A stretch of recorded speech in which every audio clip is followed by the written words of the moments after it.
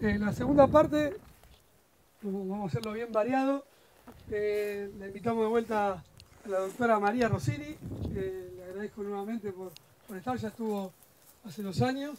Le pedí una actualización porque la verdad que el tema nos encantó y es bien de manejo y tratar de traducir lo que nos va a mostrar María a nivel lote y recomendaciones. Y va a hablar de la desuniformidad en la implantación de cultivo de maíz y cómo podemos pensar eso a través de la fertilización intrasonal. Me parece que está bueno. Venimos tratando de evaluar y mejorar las mediciones sobre la variabilidad en los cultivos. Va a hablar después Maxi también en soja. Hicimos una revisión de antecedentes y hay datos interesantes para explorar ahí. Obviamente son manejos finitos, pero que hacen, como decía Juan y recién, a que sumemos a rinde y que si todo está fino podamos ser más eficientes. Así que, María, muchas gracias. Bueno, puso este también. Sí. Bueno, buenos días a todos. Gracias a los chicos de IP Agro por invitarme. Bueno, la idea de esta charla es hacer para mí un repaso, pero quizás para ustedes no.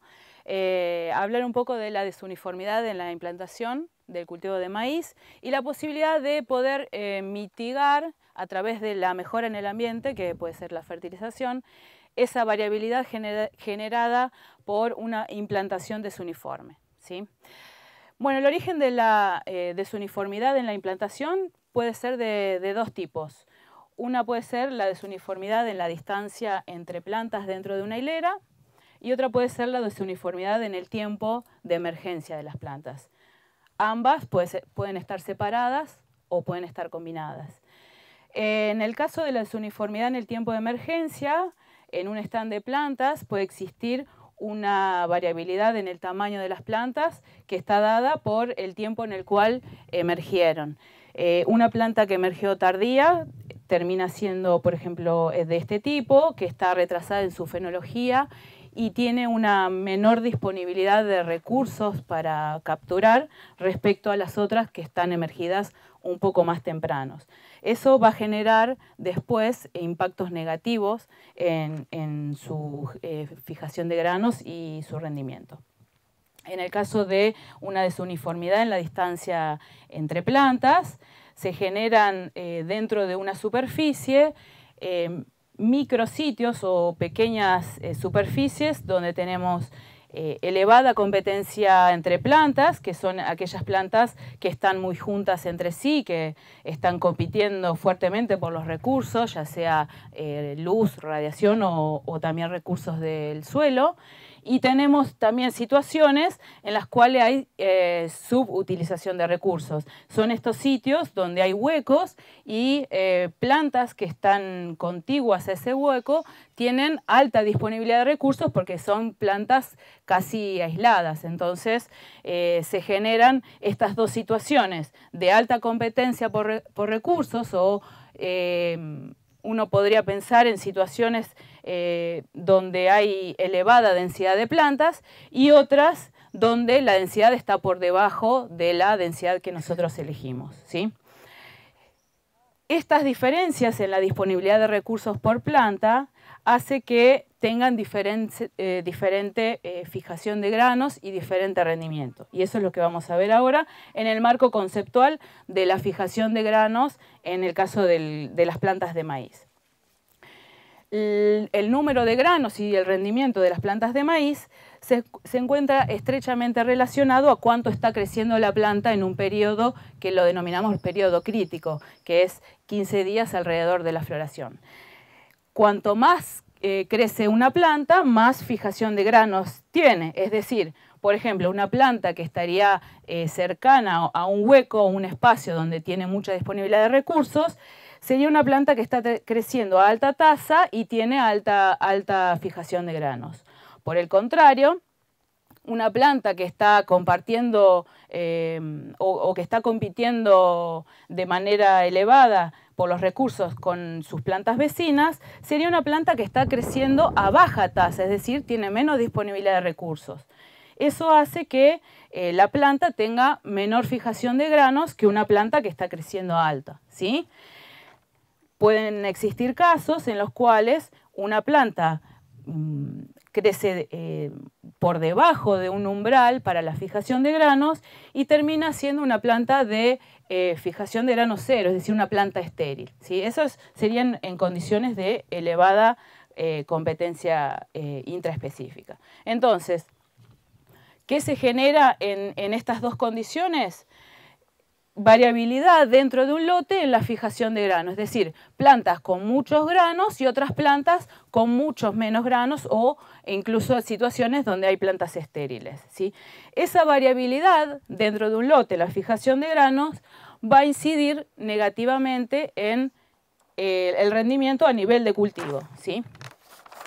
Esto es un trabajo que ya se hizo hace bastante tiempo, que no evalúa situaciones de desuniformidad en la implantación, pero sí evalúa situaciones de alta y baja densidad o mediana densidad, y lo que encontraron es que el rendimiento de un cultivo está negativamente relacionado al coeficiente de variación en el rendimiento por planta, es decir, cuanto más variabilidad en el rendimiento de las plantas dentro de un cultivo, eso tiene un impacto negativo sobre el rendimiento de ese cultivo, ¿sí? Es decir, un cultivo más uniforme tendría, digamos, mayores rendimientos que un cultivo desuniforme, ¿sí? Ahora, si tuviéramos un cultivo, digamos, que logramos implantarlo bien, aún en condiciones buenas, el cultivo de maíz se caracteriza por ya de por sí generar variabilidad entre las plantas, ¿sí? Y eso se acentúa, digamos, de mayor manera en situaciones de alta densidad, ¿sí? Pero nosotros a través de la mejora en el ambiente podemos atenuar la variabilidad entre las plantas. Esto es un ejemplo, como para mostrarlo, pero en un cultivo en alta densidad, que en una situación sin fertilizar, la distribución de frecuencia está en barras grises del rendimiento por planta, ¿sí? Con una media de 86 gramos por planta y un coeficiente de variación del 40%, ¿sí? Cuando nosotros fertilizamos, ¿qué hacemos? Mejoramos la media, mejoramos el rendimiento por planta, llegamos a 132 gramos, que es la distribución de frecuencias en barras oscuras, y reducimos el coeficiente de variación del rendimiento, ¿sí? ¿Esa fertilización en qué momento es? La fertilización en B6, B6. más o menos, ¿sí? Con 200 kilos de nitrógeno. Es una situación como para ver un ejemplo que cuando mejoramos el ambiente, ¿qué hacemos? Reducimos la competencia por los recursos entre esas plantas en esa situación. Entonces, lo que hacemos es disminuir la variabilidad en el rendimiento por planta, ¿sí? Bien. Entonces, este es otro ejemplo donde muestra, digamos, son todos stands que son microparcelas que están sembrados de manera uniforme, tienen diferentes densidades, 6, 9 y 12, y diferentes híbridos. Pero a modo general, vemos que esta es la reducción de la variabilidad en el rendimiento por planta cuando fertilizamos, ¿sí? El cero es que no cambia. Valores positivos, se reduce la variabilidad. Y esta es la respuesta a la fertilización, es decir, la diferencia entre el fertilizado y sin fertilizar. Y a modo general se ve que cuanto las mayores respuestas las tenemos cuando tenemos mayores reducciones, es decir, se atenuó mucho más la variabilidad, ¿sí? Eso está positivamente relacionado a la respuesta a la fertilización, ¿sí? Esto es siempre en stands que están uniformemente implantados, ¿sí? Solo es variabilidad que se genera naturalmente en un cultivo, ¿sí? Por la competencia. Hasta ahora vimos entonces cómo en situaciones naturales puede existir o se genera la variabilidad entre las plantas de un cultivo, ¿sí? Y la posibilidad de atenuarlo a través de la fertilización. También existen diferencias genotípicas en cuanto a la respuesta, ya sea a la competencia intraespecífica dada por la alta densidad, y después vamos a ver la competencia o la respuesta a la fertilización. Esto es un trabajo que hizo Pagano y Madoni en el 2007 y muestra el coeficiente de variación de la biomasa por planta en función del tiempo, ¿sí? De tiempo térmico, ¿sí? Para dos genotipos. se ve que bueno, la variabilidad en la biomasa por planta va aumentando desde tempranamente en el ciclo, ¿sí? Y alrededor de entre B7 y B9 se estabiliza y continúa constante durante todo su ciclo, ¿sí? Esta variabilidad genera diferencias en los crecimientos en el periodo crítico y eso a su vez genera variabilidad en la fijación de granos. La diferencia entre los genotipos es que este genotipo también aumenta la variabilidad en el tiempo durante su ciclo, pero los valores generados por condiciones de alta densidad, por ejemplo, que son estos puntos, son mucho mayores que este genotipo. Es decir, este genotipo, el 765, es mucho más intolerante a la competencia intraespecífica, ¿sí? Dada por la alta densidad. Entonces, uno podría pensar, bueno, entonces, ¿qué pasa cuando yo tengo un stand desuniforme? Bueno, entonces quizás se ve mucho más, se reduce mucho más o es mucho más sensible ante esos micrositios donde generó mucha densidad, ¿sí? Bien, eso es la respuesta de los diferentes genotipos en cuanto a esa competencia por alta densidad, ¿sí? ¿Qué pasa con la fertilización? Yo había dicho que con la fertilización o la mejora en el ambiente puedo reducir la variabilidad, pero también hay diferentes respuestas a esa reducción de la variabilidad. En este caso son otros dos genotipos, ¿sí? Que se muestra también el coeficiente de variación de la biomasa por planta en función del tiempo desde la siembra.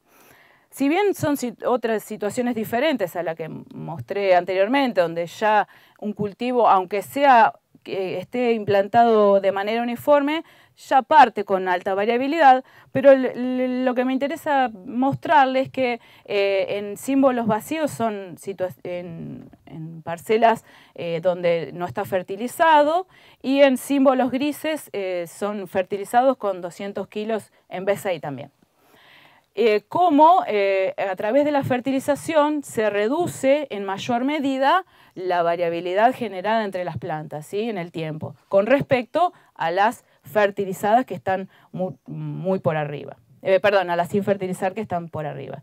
En cambio, en este otro genotipo, que nosotros lo caracterizamos como intolerante o sensible al estrés, se atenúa la variabilidad entre las plantas por efecto de la fertilización, pero los valores logrados, aún fertilizando, los valores logrados de variabilidad en la biomasa entre plantas, son mucho mayores que este otro genotipo, ¿sí? Aún mejorando el ambiente, no logramos atenuar, ya es propio de este genotipo, ¿sí? No logramos atenuar esa variabilidad que se generó en ese lugar. Entonces, bueno, tenemos por un lado la diferente respuesta a la densidad y por otro lado la diferente respuesta a la fertilización, ¿sí? Entonces, bueno, si yo elijo fertilizar un lote que ya está de por sí con una variabilidad en la implantación, bueno, ¿habrá diferencias entre los genotipos en cuanto a la respuesta a la fertilización? Bueno, entonces nos planteamos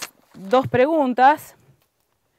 La primera es, ¿qué sucede con la respuesta a la fertilización para un determinado genotipo en situaciones de diferente variabilidad entre plantas? En este caso generada por la desuniformidad en la implantación. ¿Sí? Todo lo que yo les mostré son cultivos uniformes que generaron variabilidad naturalmente por condiciones de determinada densidad. ¿Sí? En este caso la desuniformidad está generada por una implantación desuniforme. ¿Sí? ¿Existen genotipos menos tolerantes a una implantación desuniforme? Bueno, yo pensaría que sí, por lo que se ve en otros trabajos, ¿sí?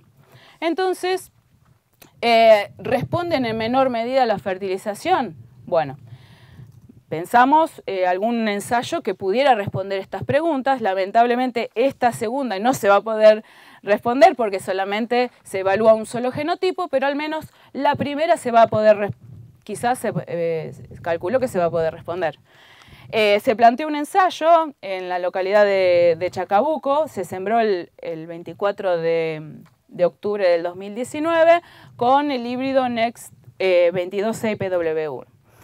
Para generar diferentes desuniformidades en la implantación, se eligió, bueno, velocidades de siembra, ¿sí? Para de 3, 6 y 10 kilómetros por hora. Y eso se va a combinar con 3 niveles de nitrógeno, 80, 120 y 160 kilos de nitrógeno por hectárea, que fueron, creo que fertilizados en B6. Sí. Bueno, acá están unos chicos que van a hacer su tesis de grado en la UNOVA, Lautaro y Constanza, que hicieron las mediciones para la caracterización de esos tratamientos, ¿sí? Las mediciones fueron en 10 metros lineales por parcela, ¿sí? de cada una de esas combinaciones, o sea, para cada velocidad tendríamos 30 metros, ¿sí? lineales, y bueno, se hicieron 2 evaluaciones tempranas en B4, que fue medir la distancia entre las plantas dentro de la hilera y la altura a la última hoja ligulada en el estado de B4. La altura de la última hoja nos da una idea si hubo una desuniformidad en el tiempo de emergencia, ¿sí? Entonces, bueno, lamentablemente no hubo diferencias lamentablemente para nosotros, en realidad, no hubo diferencias en la altura y en el coeficiente de variación en la altura de las plantas, pero sí encontramos diferencias en la distancia entre plantas dentro de la hilera. Aquí se muestra una distribución de frecuencias de la distancia entre plantas, ¿sí? Para 3, 6 y 10 kilómetros. Se ve que bueno, se asemejan bastante a una campana de Gauss, como todos sabrán. La distancia media no fue diferente entre las 3 velocidades, 17.6, 17.5 y 18.6, pero sí hubo diferencias en la variabilidad, ¿sí? No entre estas dos, entre 3 y 6, donde la variabilidad en la distancia fue entre 36 y 39%, pero sí en alta velocidad, donde la variabilidad subió hasta el 52%.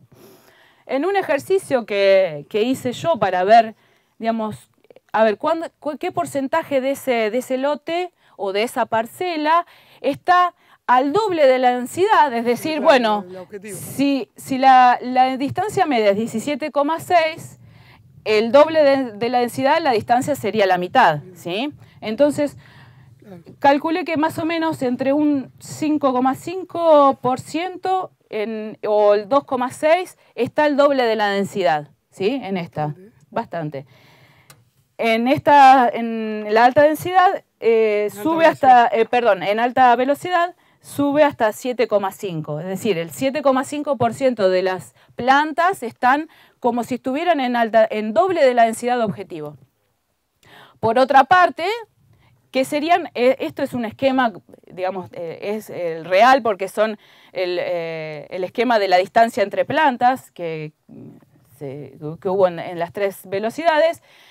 Esa doble densidad sería, digamos, en estas situaciones donde las plantas están muy juntas, ¿sí? Los puntitos están muy juntitos unos de otros.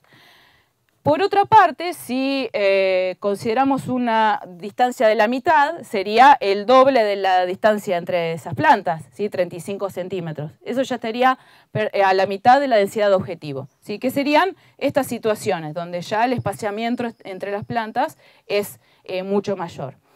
En estas 2 velocidades, más o menos el 5%, ¿sí? de las plantas están en la mitad de la densidad, que son estos pequeños huequitos que hay en la parcela.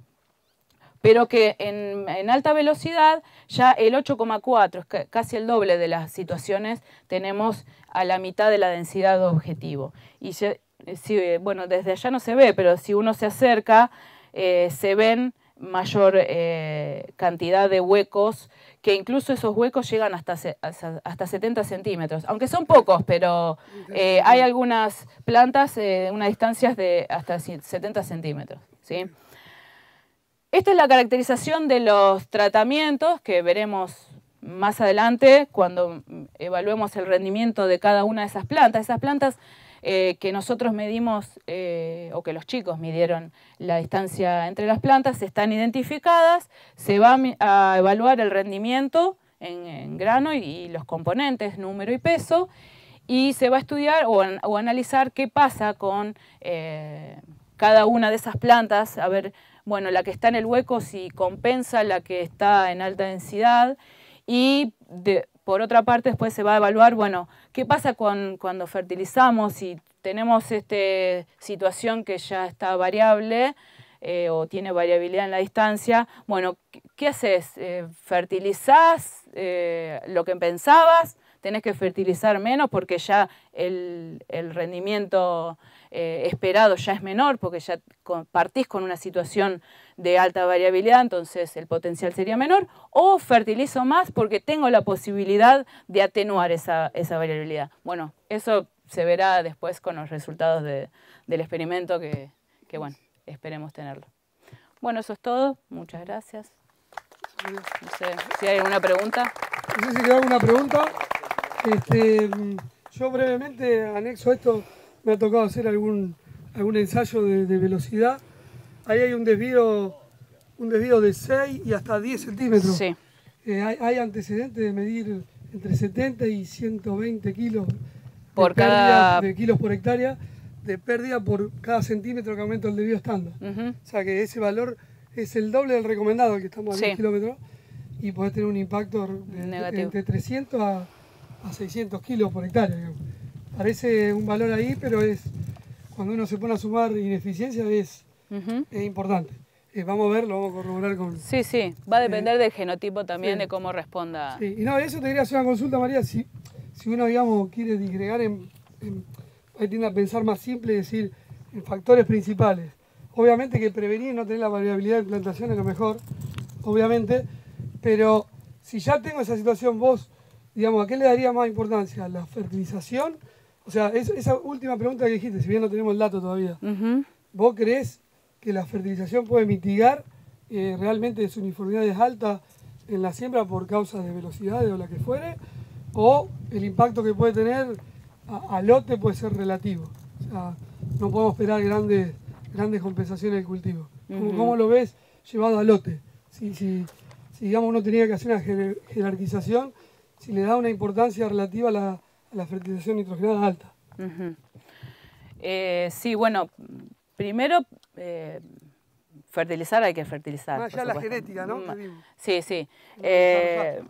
Primero, bueno, a priori uno pensaría, bueno, si uno supiera que el genotipo ya de por sí es sensible a esa variabilidad, y bueno, yo le daría un plus para fertilizarlo y al menos reducir un poco esa variabilidad, más que nada porque los datos que mostré y tenemos muestran que cuando vos reducís la variabilidad digamos, la mejora o la respuesta a la fertilización está acompañada de reducción de la variabilidad. ¿Sí? Entonces, si yo logro reducir esa variabilidad a través de la fertilización, entonces le pondría un plus.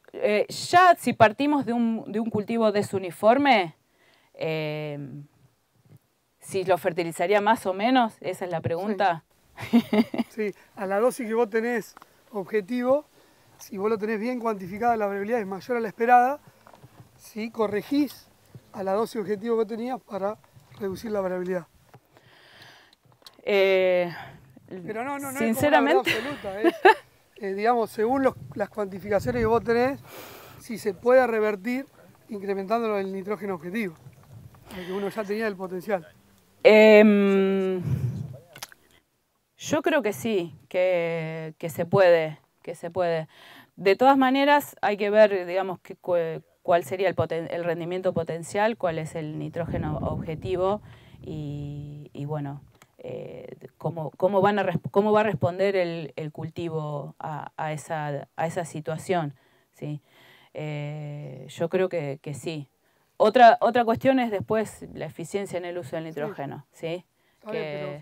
Pero se puede considerar el N objetivo en función de cuando ya tenés medido la desuniformidad, Sí. que no fue la esperada, que sino mayor. Ujú, Bien. sí. Yo tengo una pregunta. Sí. La consulta sería si hay alguna forma o método de detectar esa desuniformidad para posteriormente hacer una fertilización variable. Sí, bueno, detectarlo, digamos, en el sitio. Bueno, sí, uno puede... Hoy con dron, digamos, Sí, teniendo se está desarrollando sí, bueno. la posibilidad de, con tecnología, poder evaluar esa variabilidad y en base a eso después asignar una determinada tecnología. Sí, sí se puede. Perdón, ¿este ensayo está hecho a qué distanciamiento entre hileras? 70. Sí. ¿Picando hileras se puede llegar a bajar un poquito la variabilidad? Bueno, sí, estaba leyendo un trabajo que se hizo en Pergamino, achicando las hileras a 50 podés llegar a atenuar un poco, porque en esos lugares donde las plantas están muy juntas, ya al acortar el distanciamiento entre hileras están un poquito más separadas y puede haber alguna atenuación igual en ese lado. El efecto de velocidad a cualquier distanciamiento lo tenés y es que, Sí, pero la distancia entre plantas, seguro. esas lugares donde tenés plantas Sí, muy sí, juntas ya no van a estar claro. tan juntas. Está bien. Van a estar mejor distribuidas en el lote. Se está hablando, incluso el otro día leía que en el mejoramiento del cultivo están tratando de obtener híbridos cada vez más petizos por una cuestión de tratar de entrar con fertilizaciones cada vez más tardías. Incluso se está hablando de fertilizaciones hasta en B10 por un mejor aprovechamiento. No te voy a llevar obviamente a la parte ni logística ni nada de eso, pero sí de fisiología. Digamos, es lógico, digamos, desde el punto de vista ecofisiológico del funcionamiento del cultivo, estar pensando en fertilizaciones mucho más tardías para mejor eficiencia para el cultivo. Estamos hablando de B10, Sí, sí. R1. Sí. Bueno, si nosotros estudiamos cuál es la demanda del cultivo, Sí. del nutriente, la mayor demanda empieza en encañazón, ¿sí? En B6, de B6 en adelante, ¿sí? Y a partir de ese momento es cuando se empiezan a detectar también las deficiencias más severas, ¿sí? Y ya con los antecedentes que vemos de, bueno, los ensayos de fertilización que les mostré están aplicados en B6, ¿sí? Pero uno podría pensar en aplicar fertilizante más tardíamente, siempre partiendo con algún nivel. No es que todo el fertilizante se va a aplicar tarde, ¿sí? no. Sino equiparar o satisfacer la demanda del cultivo en ese momento. Entonces, ya en B9, B10 el cultivo está en pleno crecimiento y plena demanda. Entonces, yo creo que fisiológicamente sería más correcto aplicarlo cuando el cultivo lo demanda, ¿sí? Que no es temprano. Temprano tenemos las mayores posibilidades de perderlo. Está bien en periodo crítico, poner una buena... Sí, lo que pasa es que tenemos después la situación de, bueno, ya aplicaste fertilizante en B10, bueno, ¿cuándo lo va a empezar a absorber el cultivo y cuándo se va a trasladar el crecimiento? También, sí. Una consulta, doctora, perdón, una nueva pregunta es, y en todo caso, el diagnóstico de la necesidad de nutrientes o de micronutrientes de ese momento en B10, ¿es posible? Es re difícil porque no hay una herramienta que te diga, bueno, necesita tanto. Se ha evaluado con SPAD, con entallo, es todavía un tema por resolver. ¿Cuánto falta? Nos falta con nitrógeno. Sí. ¿Alguien más? Una consulta. ¿Hay alguna fuente donde muestre un poco qué materiales dentro de qué genotipos de una manera se comportan un poco más estables a un coeficiente de variabilidad alto, digamos? Por ejemplo, yo arranco con una siembra mala y ya arranco con una uniformidad alta. Entonces yo sé que tengo tal híbrido y yo sé que de una manera con fertilidad, mejorando el ambiente, puedo bajar esa variabilidad o no. Si yo sé que, entonces, ¿Hay una fuente de consulta donde ustedes estén viendo, evaluando cada híbrido, a ver, o en general, y uno pueda decir, bueno, sí, tengo tal híbrido, lo puedo mejorar un poco con una fertilización, por ejemplo, ¿no? Sí, era la idea, digamos, ver, bueno, si hay genotipos que son, o que partiendo de una variabilidad ya de por sí son más sensibles. A priori uno podría pensar que un genotipo que tolera alta densidad es menos sensible a esa variabilidad, ¿sí? No hay una fuente de datos actual, al menos que yo conozca, que uno pueda ver, bueno, tal genotipo es más tolerante o no Los datos que hay son más basados en la densidad que en... Son basados en la densidad, sí, pero uno a priori, en el comportamiento de un genotipo a la densidad, puede pensar en cómo se va a comportar en una situación de variabilidad en la distancia entre plantas o lo que sea. Sería un cultivo que tolera la alta densidad. Yo a priori diría que también tolera una alta desuniformidad en la distancia entre plantas.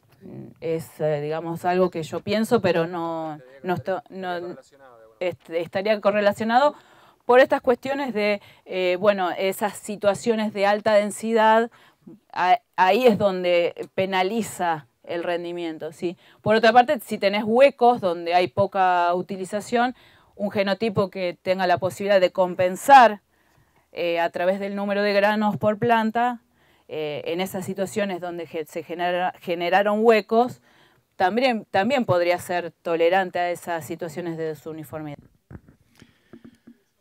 Sí, en realidad no es una pregunta, sino un comentario para pensar, digamos. Yo creo que no habría que ir por el tema de densidad, cuál ajusta más, sino qué componente de rendimiento tiene cada híbrido para ver cómo le pega eso, porque no es lo mismo un híbrido con espiga flex, que te va a achicar mucho la espiga, que uno de espiga fija que compensa con peso de grano, digamos. Entonces, habría que ir por ese lado. El año que viene vamos a hacer protea con variabilidad y sí, Fede me mata. Pero, y ahí medir componentes estaría bueno. Pero, ¿vos lo relacionás directo? Directo. ¿Cómo puede compensar la desuniformidad? Y también el otro punto es el vigor inicial que tenga cada híbrido, digamos. Eso también es importante y no es lo mismo la disuniformidad en fecha de siembras temprana con más frío que tardía. O sea, y después es algo que pienso yo y es personal. Sembremos bien y listo. Sí, por eso le decía hoy. Sí. Por eso cuando le preguntaba hoy a María, de primero prevenir. Sí, por supuesto.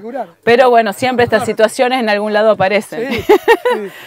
Para mí es clave el tema del calibrado. Sí. En la rodaje del caño y demás, creo que eso, gracias, es un punto importantísimo. Ese. Sí, no, acá, este ensayo lo tenemos en otro campo, acá a 10 kilómetros, en ese módulo de innovación que lo estamos haciendo con la gente de Orevá, en ese caso, se está midiendo esto y también calidad de semilla, el calibre. Y tiene un impacto tremendo, lo que vos comentabas, tremendo.